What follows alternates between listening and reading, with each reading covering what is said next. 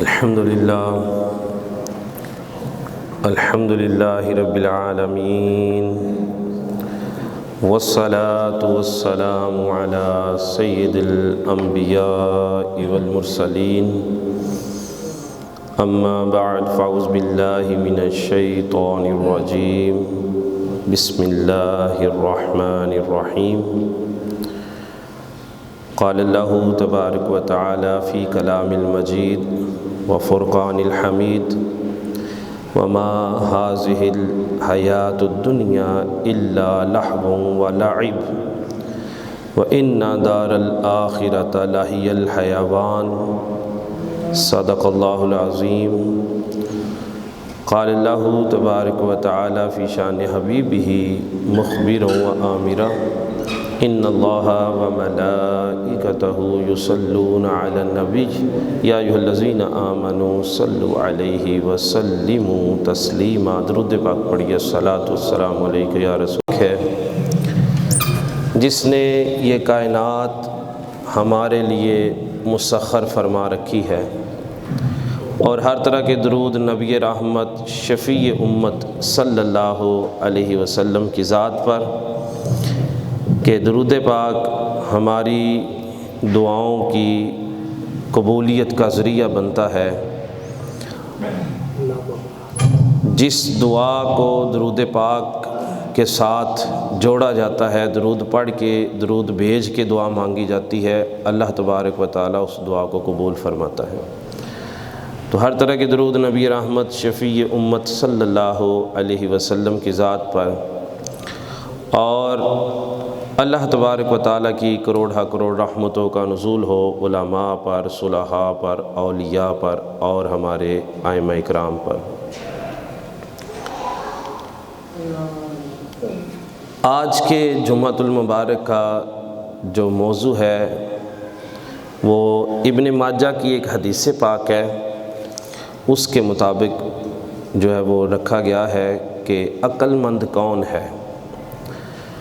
Who is the intellectual؟ عقل مند کون ہے؟ آج ہمارے ہاں عقل مند ہونے کے معیار اور ہیں، اور شریعت سے بھی پوچھتے ہیں، قرآن سے پوچھتے ہیں، حدیث سے پوچھتے ہیں کہ اللہ رسول کے نزدیک عقل مند کون ہے۔ ہمارے ہاں جو ہمارا سیلف میڈ کرائیٹیریا ہے، ہمارا جو معیار ہے وہ یہ ہے کہ عقل مند ہم اس شخص کو سمجھتے ہیں جو تھوڑا بات کو گھمانا جانتا ہو، 4-5 بندوں کو اچھا خاصا اس نے باتیں شاتیں سنائی ہوں، ذرا تھوڑا ڈپلومیٹک قسم کا بندہ ہو، ذرا ہوشیار اور چلاک ہو، اچھی باتیں سنا لیتا ہو، ہم سمجھتے ہیں بڑا عقل مند بندہ ہے۔ اور ایک یہ تو ہمارا بنایا ہوا معیار ہے، یہ ہمارا ذاتی معیار بنایا ہوا ہے۔ تو اصل معیار تو وہی ہے نا جو اللہ تبارک و تعالیٰ نے بنایا یا نبی کریم صلی اللہ علیہ وسلم نے بنایا، اور اسی کی اہمیت ہے، وہی معیار حقیقی معیار ہے۔ ہم لاکھ باتیں کرتے رہے، ہماری بات کی کوئی وقعت نہیں ہے، اور اللہ تبارک و تعالیٰ کی بات کی حقیقت جو ہے وہ سب کے سامنے ہے۔ اصل تو بات رب تبارک و تعالیٰ کی ہے، اور رسول اللہ صلی اللہ علیہ وسلم کی جتنی بھی باتیں ہیں وہ اللہ تبارک و تعالیٰ کی طرف سے وحی کی جاتی ہیں، تو آپ ارشاد فرماتے ہیں، کیونکہ قرآن یہ کہتا ہے وَمَا يَنطِقُ عَنِ الْهَوَىٰ إِنْ هُوَ إِلَّا وَحْيٌ يُوحَىٰ، یہ نبی اپنے پاس سے اپنی خواہش سے کچھ نہیں بولتے، ان کی طرف وحی کی جاتی ہے تو یہ بولتے ہیں۔ تو لہٰذا آئیے پھر نبی کریم صلی اللہ علیہ وسلم کی بارگاہ میں چلتے ہیں، آپ سے پوچھتے ہیں کہ حضور ہمیں بتائیے کہ عقل مند کون ہے۔ ابن ماجہ کی حدیث پاک، ایک شخص حضور کی بارگاہ میں حاضر ہوا اور آ کے عرض کرنے لگا، یا نبی اللہ من اقیس الناس و احزم الناس، لوگوں میں سے سب سے زیادہ عقل مند اور دور اندیش کون ہے؟ عقل مند اور دور اندیش کون ہے؟ ارشاد فرمایا قال اکثرہم ذکرا للموت و اکثرہم استعدادا للموت اولئک اکیاس، ارشاد فرمایا جو اکثر موت کا ذکر کرتا ہو اور اکثر موت کی تیاری میں مصروف رہتا ہو، سن لو وہی شخص عقل مند ہے اور وہی دور اندیش ہے۔ اور اس حدیث پاک کے آخری حصہ میں جو ارشاد فرمایا وہ کیا فرمایا؟ ذَهَبُوا بِشَرْفِ الدُّنْيَا وکرامۃ الآخرہ، وہ لوگ جو ایسے ہیں انہوں نے دنیا کی عزت بھی حاصل کر لی ہے اور آخرت کا اعزاز اور اکرام بھی انہی کو ملے گا۔ دنیا کی عزت بھی اور آخرت کا اعزاز و اکرام بھی انہی لوگوں کو ملے گا۔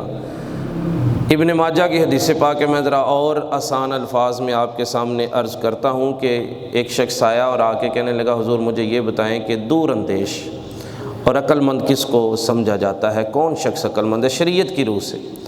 تو حضور نے ارشاد فرمایا جو آخرت کی تیاری میں مصروف رہتا ہے، جس کا جو معاملات ہیں وہ آخرت کو دیکھ کے کرتا ہے معاملات، جس کے پیش نظر آخرت کی زندگی ہوتی ہے، وہ عقل مند بھی ہے اور دور اندیش بھی ہے، آنے والے وقت کی سوچ رکھنے والا بھی وہی ہے، ویژنری بندہ بھی وہی ہے اور انٹلیکچوئل بھی وہی ہے۔ اور یہ فرمانے کے بعد آپ نے ایک اور بات ارشاد فرمائی، حدیث پاک کا آخری حصہ ہے کہ ذَهَبُوا بِشَرْفِ الدُّنْيَا وَكَرَامَةِ الْآخِرَةِ، یہی لوگ ہیں جو لے گئے ہیں جنہوں نے حاصل کر لیا دنیا کا شرف، دنیا کے اندر جو ہے عزت بھی انہی لوگوں کو ملے گی اور آخرت کا انعام و اکرام بھی یہی لوگ حاصل کریں گے۔ یہ دنیا کی زندگی اس اگر حدیث پاک کو مد نظر رکھا جائے نا تو سب سے پہلی بات یہ ہے کہ جو بندہ آخرت کی تیاری کرتا ہے نا وہ عقل مند ہے۔ اس کی وجہ کیا ہے؟ اس میں محدثین کرام نے اس حدیث پاک کی شرح میں بڑا کلام کیا ہے۔ اس کی وجہ یہ ہے کہ جو بندہ آخرت کی تیاری کرتا ہے نا وہ کبھی گھاٹے کا سودا نہیں کرتا۔ اس دنیا کے جتنے بھی معاملات ہیں، اس دنیا کے اندر جو کچھ بھی ہے یہ سب کا سب جو ہے یہ فنا ہو جانے والا ہے۔ کل من علیہ فان، ہر چیز فنا ہو جانے والی ہے۔ کوئی بندہ اس فنا ہو جانے والی چیز کے ساتھ اگر دل لگا لے گا یہ تو فنا ہو جائے گی، پھر کیا بنے گا؟ گھاٹے کا سودا ہے فنا ہو جانے والی چیز کے ساتھ۔ اس کو ایک مثال سے سمجھیے، میں یا آپ دودھ والے کی دکان پہ جائیں اور جا کر کے ہمیں جلدی بھی ہو، بڑی جلدی ہو، کہیں پہنچنا ہے اور ہمیں کہا جائے کہ جی پہنچنے سے پہلے، جانے سے پہلے، نکلنے سے پہلے کچھ جو ہے وہ کلو یا 2 کلو دودھ لا دیں۔ دودھ والے کی دکان پہ پہنچے ہیں، جلدی بھی ہے تو جا کے کہا اس سے جناب 2 کلو دودھ جو ہے وہ دے دیجئے۔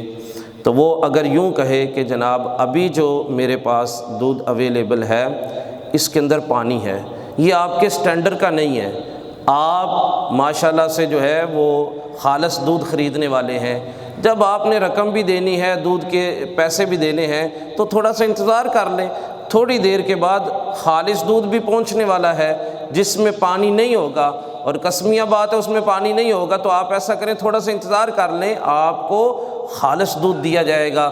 رقم تو دیکھیں میں نے اس دودھ کی بھی آپ سے اتنی لے لینی ہے جتنی خالص کی ہوگی، ریٹ اس کا بھی اتنا ہے اس کا بھی اتنا ہے، تو آپ میرے چونکہ بڑے قریبی ہیں، آپ کے ساتھ میرا تعلق دوسرے گاہکوں سے زیادہ اچھا ہے، تو آپ ذرا ویٹ کر لیں۔ تو ہم کیا کریں گے؟ ہم رک جائیں گے۔ کیوں رکیں گے؟ حالانکہ ہمیں جلدی بھی ہے، حالانکہ ہم بڑی جو ہے وہ کہیں پہنچنا بھی ہے ہم نے اور بڑی جو ہے وہ جلدی میں ہے، مگر ہم رک جائیں گے۔ کیوں؟ کہ بھائی میں گھاٹے کا سودا کیوں کروں؟ میں یہاں سے پانی والا دودھ لے جاؤں گھر اور مجھے کون عقل مند کہے گا؟ لوگ کہیں گے تھوڑا سا انتظار کر لیتے، اگر تو جو دودھ تھا خالص وہ آنے والا تھا تو 5 منٹ اور انتظار کر لیا جاتا۔ ہم رک جائیں گے، ہم 15 منٹ آدھا گھنٹہ بھی انتظار کر لیں گے کہ بھئی میں گھاٹے کا سودا نہیں کروں گا، میں نے جب پیسے خالص دودھ کے دینے ہیں تو پھر میں ناقص اور پانی والا دودھ کیوں خریدوں؟ اور ہم انتظار کر کے جب وہ شخص خالص دودھ لے کے آئے گا تو وہ خالص خریدیں گے، کیونکہ ہمارا ایک ذہن ہے کہ ہم گھاٹے کا سودا نہیں کرتے۔ اسی طرح اس دنیا، یہ جو دنیا ہے اس کے ساتھ دل لگانا یہ گھاٹے کا سودا ہے، کیونکہ اس کی چیزیں فنا ہو جانے والی ہیں، اس کے معاملات فنا ہو جائیں گے۔ اس دنیا کے ساتھ دل لگائیں گے، دیکھیں اس دنیا میں یا آپ، ہم لوگ کوشش کرتے ہیں، ایک بندہ نوکری کرتا ہے ساری زندگی جاب کرتا رہتا ہے اور آخر کار جب وہ ریٹائر ہوتا ہے تو ریٹائرمنٹ پہ اس کو کچھ رقم دی جاتی ہے، وہ اس رقم سے اس کا ارادہ یہ ہوتا ہے کہ میں اب اپنا گھر بنا لوں گا، میں اپنا ایک گھر بناؤں گا جو میرا اپنا ہوگا، جس سے مجھے نکالا نہیں جائے گا، میرا پرماننٹ جو رہائش ہے میری یہ ہوگی۔ اب وہ اس کے دل کی دنیا جو ہے اس کے اندر بڑی خوشی ہوتی ہے کہ مجھے اب پیسے ملیں گے، میں اپنا گھر تیار کروں گا۔ پہلے کرائے کے گھر پہ رہتا تھا اور کرایہ کے جو کرائے کا رینٹ کا گھر ہوتا ہے، وہ جو رینٹ پہ رہنے والے لوگ ہیں وہ سمجھتے ہیں کہ جب بھی گھر کی جو ہے وہ گھنٹی بجتی ہے تو ان کے ذہن میں یہ ہوتا ہے کہ مالک مکان آ گیا، اب کرائے کا وقت ہے، مالک مکان آ گیا، کہیں نوٹس نہ دے دے، کہیں کرایہ بڑھانے کی بات نہیں۔ ایک پریشانی سی لگی رہتی ہے کہ پتہ نہیں کب ہمیں یہاں سے نکال دیا جائے گا اور کب جو ہے وہ ہمیں نیا گھر تلاش کرنا پڑ جائے گا، ہمیں نہیں پتہ کب ہمیں 1 ماہ کا نوٹس دے دیا جائے، اور بعض جگہ پہ تو 1 ماہ کا نوٹس بھی نہیں دیا جاتا، کہا جاتا ہے بس چند آپ 1-2 دن میں جو ہے وہ اپنا سامان اکٹھا کریں اور آپ نے یہ خالی کرنا ہے۔ تو انسان جو ہے وہ بہتر سے بہتر کی تلاش میں رہتا ہے، انسان کا یہ جی چاہتا ہے کہ مجھے کسی ایسی رہائش مل جائے جو میری ذاتی رہائش ہو۔ کاروباری حضرات بھی ایک جگہ سے رہائش جو ہے وہ سیل کر کے اچھے مقام پہ رہائش بنانا چاہتے ہیں جہاں پہ پرسکون جو ہے وہ زندگی گزرے، سکون والی زندگی گزرے۔ مگر سن لیں، اس دنیا کے اندر جہاں پہ بھی رہیں گے، جس بھی رہائش میں رہیں گے، وہ عارضی ہے، وہ ایک دن چھوڑ کے چلے جانا ہے، ہمیں نکال دیا جائے گا وہاں سے۔ اور جب سانس کی مالا ٹوٹ جائے گی نا، وہی بچے کہ جن کے لیے میں اور آپ ایفرٹ کر رہے ہیں، وہی بچے کہ جن کے لیے دن رات میں نے پیٹ کاٹا ہے، وہی بچے کہ جن کی فوز و فلاح کے لیے، جن کے لیے باپ جو ہے وہ اوور ٹائم بھی لگاتا ہے، وہی بچے دیکھیں میرے یہاں آپ کے لیے تو آدھی روٹی بھی کافی ہوتی ہے، محنت سارے دن کی محنت، صبح سے چلتے ہیں شام تک محنت، کبھی اس کے پاس، کبھی ادھر جاب، کبھی ادھر جاب، کبھی اس کے ساتھ جو ہے وہ کاروبار کا معاملہ، کبھی فلاں انویسٹمنٹ، کبھی وہاں پہ انویسٹمنٹ۔ کیوں کر رہے ہیں؟ کہ کل کو میرے بچوں کی زندگی آسانی سے گزر جائے، کل کو میں جب دنیا سے رخصت ہو جاؤں، ہم نے تو جیسی بھی روکھی سوکھی گزار دی ہے، گزر گئی، میرے بچوں کے لیے آسودگی ہو جائے، میرے پسماندگان جو ہیں ان کی زندگی آسانی سے گزر جائے۔ تو دیکھیں جب انسان کی سانس کی مالا ٹوٹتی ہے تو سب سے پہلے وہی اولاد کہ جس کے لیے اس نے محلات بنائے تھے، جس کے لیے اس نے پراپرٹیز خریدی تھی، جس کے لیے یہ ڈھیروں سامان چھوڑ کے جا رہا ہے، اپنا بینک بیلنس چھوڑ کے جا رہا ہے، اپنی گاڑی جو خریدی تھی اپنی اولاد کے لیے چھوڑ کے جا رہا ہے، سب سے پہلے رشتہ ٹوٹ جاتا ہے۔ بیٹے وہی اولاد کہتی ہے کہ جلدی کرو کفن دفن، اور ابا جی کو دفن کرنا ہے ہم نے، فوراً سے قبرستان میں قبر کا انتظام کر دیا جائے۔ سب سے پہلا جو رشتہ ٹوٹتا ہے وہ مال کا رشتہ، اولاد کا رشتہ ٹوٹتا ہے۔ اور جو رشتہ جڑا رہتا ہے وہ کیا رشتہ جڑا جاتا ہے؟ جو میرے ساتھ آپ کے ساتھ قبر میں ہمارا دوست جائے گا، وہ دوست کون سا دوست ہے؟ وہ ہمارے نیک اعمال ہیں۔ اس کی مثال نبی کریم صلی اللہ علیہ وسلم نے حدیث پاک میں ارشاد فرمائی کہ انسان کا مال، عیال اور اعمال، اس کی مثال 3 دوستوں جیسی ہے، 3 دوستوں یا 3 بھائیوں جیسی ہے۔ وہ کیسے؟ کہ جب انسان کا وصال ہوتا ہے تو انسان بیمار ہوتا ہے، بیمار جب انسان ہے اور اس کو پتہ ہے کہ اب میں نے دنیا سے رخصت ہو جانا ہے، اب میں نے چلے جانا ہے، اس بیماری سے میں نہیں بچوں گا، وہ اپنے ایک بھائی کو بلاتا ہے۔ یہ حدیث پاک میں حضور نے مثال سے سمجھایا، ایک بھائی کو بلاتا ہے اور بھائی سے کہتا ہے کہ میرا بھائی تو میرے لیے کیا کر سکتا ہے؟ میں دنیا سے رخصت ہونے والا ہوں، میں جانے والا ہوں دنیا چھوڑ کے، تو میرے لیے کیا کر سکتا ہے؟ وہ کہے گا جناب میں آپ کے کفن کا انتظام کروں گا، میں آپ کی جو ہے وہ غسل کا انتظام کروں گا، میں آپ کے لیے قبر کا بھی انتظام کروں گا، تو لہٰذا میں آپ کے لیے اتنا کر سکتا ہوں، اس سے زیادہ میں نہیں کر سکتا۔ تو حضور فرماتے ہیں یہ تمہارے جو ہیں یہ تمہارا مال ہے جو تمہاری یہاں تک جو ہے وہ مدد کرے گا، کیونکہ انسان کا کفن، غسل، یہ سارے قبر کی جگہ خریدنا، ان سے مال کے ذریعے سارا معاملہ ہوتا ہے، تو یہ تمہارا مال ہے، وہ تمہیں یہاں تک چھوڑ دے گا۔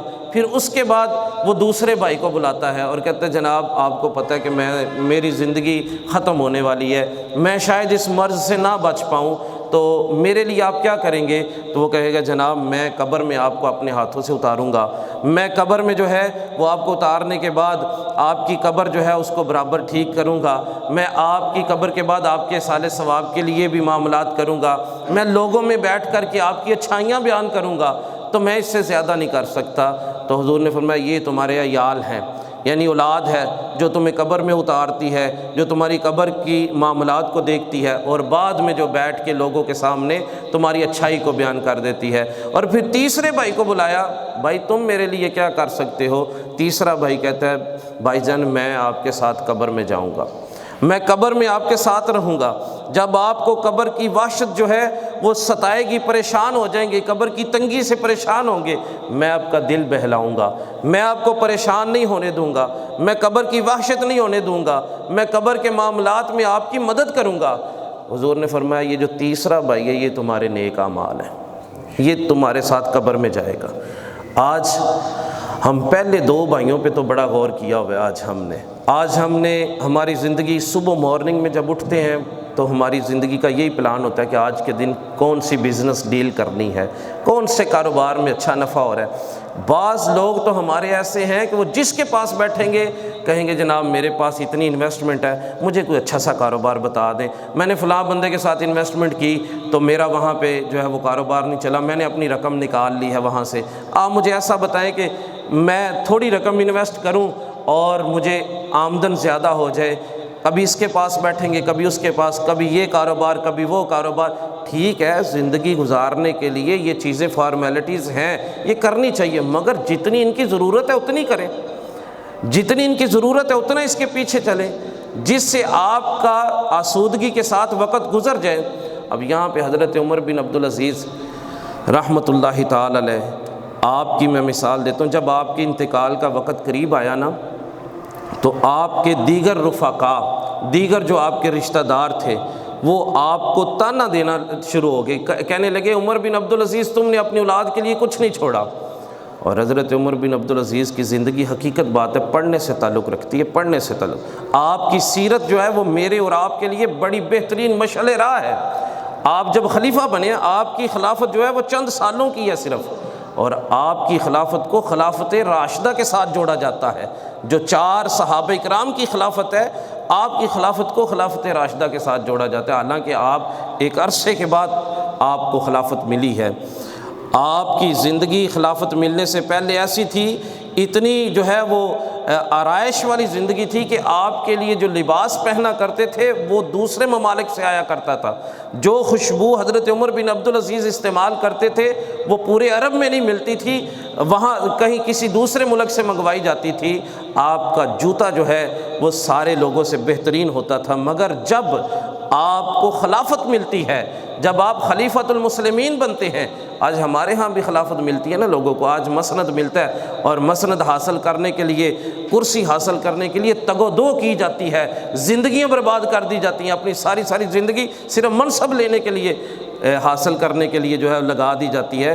ہمارے صحابہ اکرام تو بھاگا کرتے تھے اس چیز سے، نہیں میں اس قابل نہیں ہوں کہ مجھے یہ منصب دیا جائے، نہ مجھ سے عدل نہیں ہو پائے گا، میں کیسے کر پاؤں گا، میرے اندر وہ خصوصیات نہیں ہیں جو مسلمانوں کے امیر کے اندر ہوتی ہیں، مجھے اس منصب سے دور رکھیے۔ حضرت عمر بن عبدالعزیز نے یہ بار بار کہا کہ میں اس قابل نہیں کہ مجھے خلیفۃ المسلمین بنایا جائے، مگر جب آپ کو بنا دیا گیا تو آپ کی زندگی یکسر بدل گئی، حتیٰ کہ آپ کے بارے میں یہاں تک ملتا ہے کہ جب آپ جو ہے وہ حکومت کا کام کر رہے ہوتے، جب آپ جو ہے وہ جو حکومتی معاملات ہیں وہ طے کر رہے ہوتے، تو جو حکومت کے بیت المال سے جو تیل خریدا جاتا ہے وہ والا دیا جلایا جاتا، کیونکہ حکومت کا معاملہ چل رہا ہے، اور جب کوئی ذاتی کام کرنا ہوتا تو اس وقت حکومت کے معاملے والا جو دیا تھا، جو بیت المال کا تیل جس دیے میں جلتا تھا اس کو بند کر دیا جاتا تھا، اور ذاتی جو اپنی طرح سے خرید کر کے تیل دیے میں ڈالا جاتا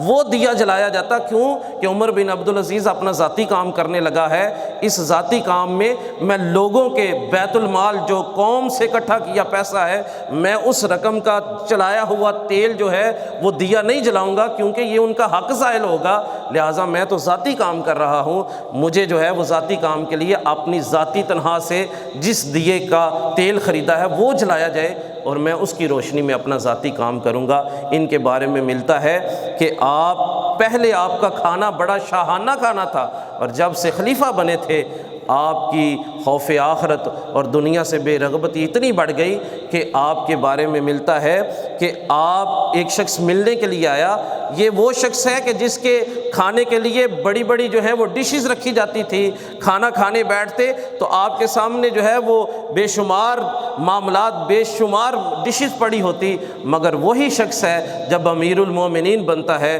تو سامنے ایک سخت سی روٹی پڑی ہے اور ساتھ زیتون کا تیل پڑا ہوا ہے اور اس میں ڈبو ڈبو کے کھانا کھا رہے ہیں۔ یہ ہے فکر آخرت، یہ ہے دنیا سے بے رغبتی، یہ ہے ہمارے اسلاف کا درس، یہ ہے ہمارے بزرگوں نے ہمیں جو زندگی گزارنے کا انداز بتایا ہے۔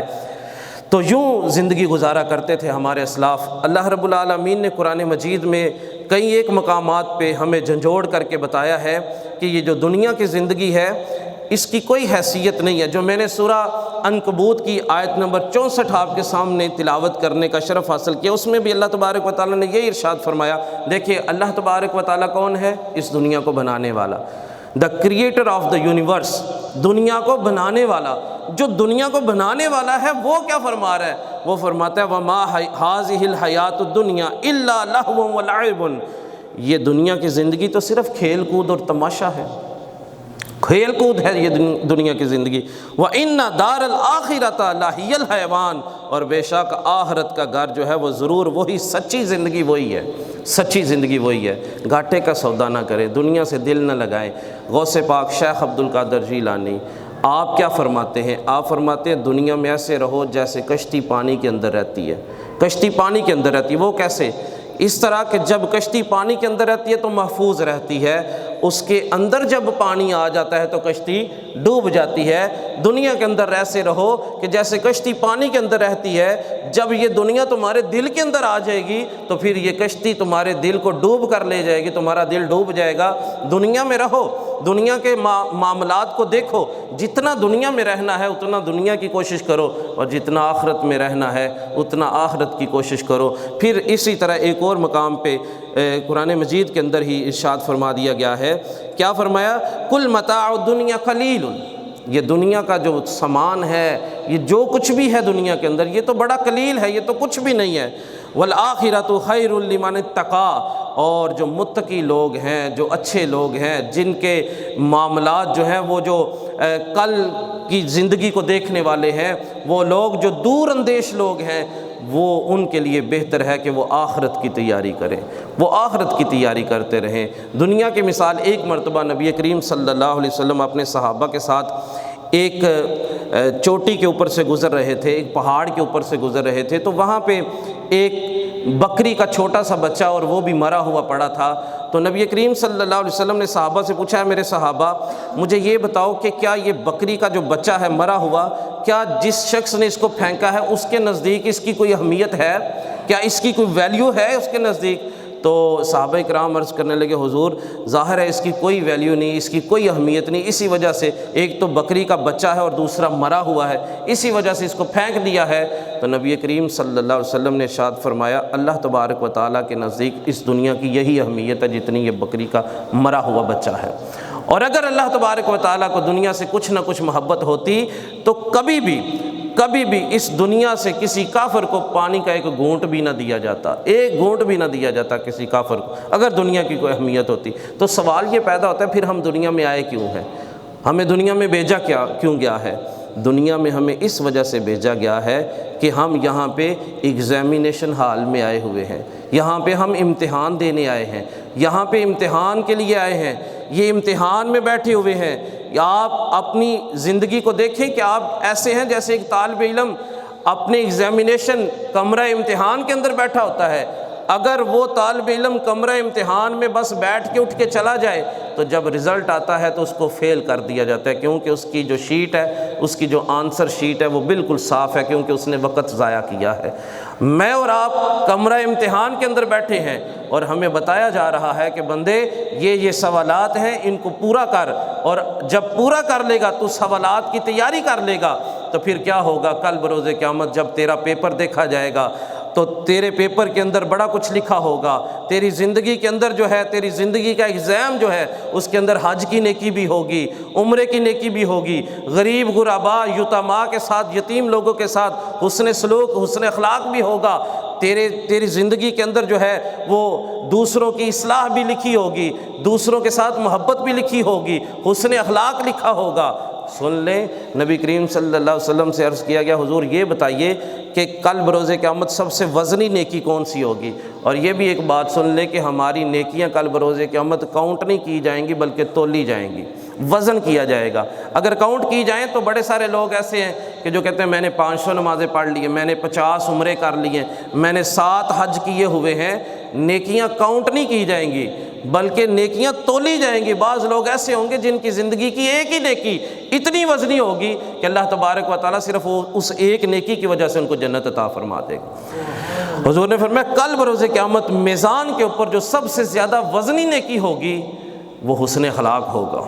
حسن اخلاق، آج ہمارے حسن اخلاق ختم ہو گیا۔ حسن اخلاق مسکرا کے بات کرنا یہ بھی حسن اخلاق کا حصہ ہے، مگر حسن اخلاق یہ ہے کہ دوسرے مسلمان کی عزت، اس کا مال اور اس کا خون، اس کا مال، اس کی عزت اور اس کا خون اپنے اوپر حرام سمجھو۔ حضور نے یہ ارشاد فرمایا ایک مسلمان کا مال، اس کی عزت اور اس کا خون دوسرے مسلمان پہ حرام ہے۔ آج چھوٹی چھوٹی بات پر قتل کر دیا جاتا ہے، چھوٹی چھوٹی اختلافات پہ قتل و غارت گری تک اتر آتے ہیں لوگ، اور چھوٹی چھوٹی بات پہ دوسرے کے مال پہ قبضہ کر لیا جاتا ہے۔ دوسرے بیچارے کے جو ہے وہ کوشش میں لگے رہتے ہیں کہ کس طریقے سے اس کی تھوڑی سی نظر اس سے ہٹے اور میں اس کے مال پہ قبضہ کروں۔ کسی سے قرضہ لیا تو یہی پروگرام ہوتا ہے کہ یہ شخص جو ہے یہ بھول جائے یا اس کا انتقال ہو جائے تاکہ مجھے قرضہ واپس نہ کرنا پڑے، اور جو تھوڑا سا طاقتور ہوتا ہے وہ قبضہ کر کے ڈٹ جاتا ہے، کہتا ہے جاؤ لے لو جس سے لینا ہے، میں نہیں دینے والا۔ دیکھا جائے گا، اگر کہا جائے خوف آخرت دیا جائے، کہا جائے جناب کل بروز قیامت اللہ تبارک و تعالیٰ کو کیا جواب دو گے؟ دنیا میں تو تم نے اپنی طاقت، زور اور دبدبے کی وجہ سے یہ قبضہ کر لیا ہے، تو اللہ کو کیا جواب دو گے؟ تو پھر جواب یہ ملتا ہے، کیونکہ اس طرح کے لوگوں کی ضمیر کی دنیا ختم ہو چکی ہوتی ہے، باطن کے اندر خلاصت بھر چکی ہوتی ہے، ضمیر نام کی کوئی چیز نہیں ہوتی۔ کہتے ہیں کس نے دیکھی آخرت، اے جہان میٹھا اگلا کنے ڈٹھا، یہ جواب ملتا ہے۔ تو دیکھیں کل بروز قیامت رب تبارک و تعالیٰ نے سب کو بلا لینا ہے۔ اور پھر تیسری چیز جو ارشاد فرمائی گئی وہ کیا ہے؟ مومن کی عزت دوسرے مسلمان پہ حرام ہے، اس کی عزت کو خراب نہ کیا جائے۔ آج لوگوں کے عیبوں کو تلاش کیا جاتا ہے، آج دوسرے مسلمان کو اس کو زیرے کرنے کے لیے، اس کو اپنے زیر سایہ کرنے کے لیے لوگوں کے عیب تلاش کرتے ہیں لوگ۔ ولا تجسسوا، سورہ حجرات کے اندر اللہ تبارک و تعالیٰ نے فرمایا اور تجسس نہ کرو، جاسوسی نہ کرو، لوگوں کے عیبوں کو نہ تلاش کرو، لوگوں کے عیب نہ ٹٹولا کرو۔ مگر آج ہر شخص جو ہے وہ دوسرے کے عیبوں کی طرف، اور صرف یہی نہیں، صرف عیب تلاش کرنا نہیں بلکہ عیب تلاش کرنے کے بعد جو ہے اس کے عیبوں کی تشہیر کے لیے باقاعدہ طور پہ جو ہے وہ پلیٹ فارم فراہم کیا جاتا ہے، سوشل میڈیا پہ اس کو جو ہے وہ پرومیننٹ کیا جاتا ہے، پرنٹ میڈیا پہ پرومیننٹ کیا جاتا ہے۔ تو سن لیں حضور نے فرمایا 3 چیزیں دوسرے مومن پر حرام ہے، ایک مومن کی، اس کا مال، اس کا خون اور اس کی عزت۔ حضور فرماتے ہیں جہاں تیرے مسلمان بھائی کو عزت کی ضرورت تھی اور تو نے اسے وہاں پہ ذلیل کیا۔ اس کی کیفیت سنیں، کسی شخص کے ساتھ ہمارا ذاتی اختلاف ہے، اور سن لیں ایک اور بات کہ اختلاف کبھی بھی ذات کا نہیں ہونا چاہیے، ہماری محبت، ہماری نفرت اللہ کی رضا کے لیے ہونی چاہیے۔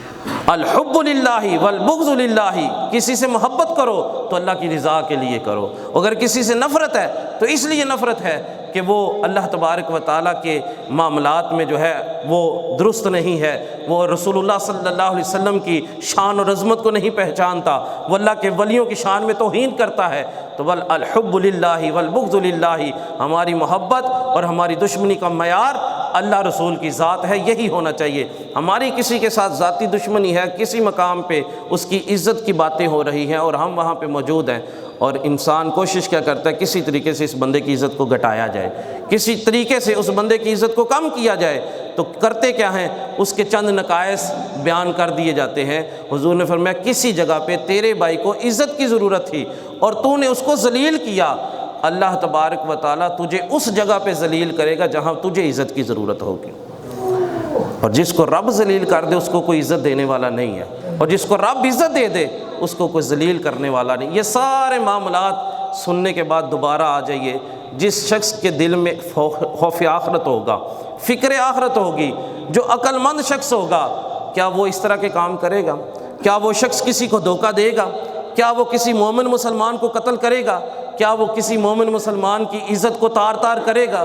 نہیں کرے گا۔ فکر آخرت اپنے اندر پیدا کرنے کے لیے حضور نے فرمایا عقل مند وہ ہے، دور اندیش وہ ہے جو دنیا میں رہ کر کے آخرت کی تیاری کرتا ہے۔ میں بات یہ کر رہا تھا کہ دنیا میں کیوں آئے؟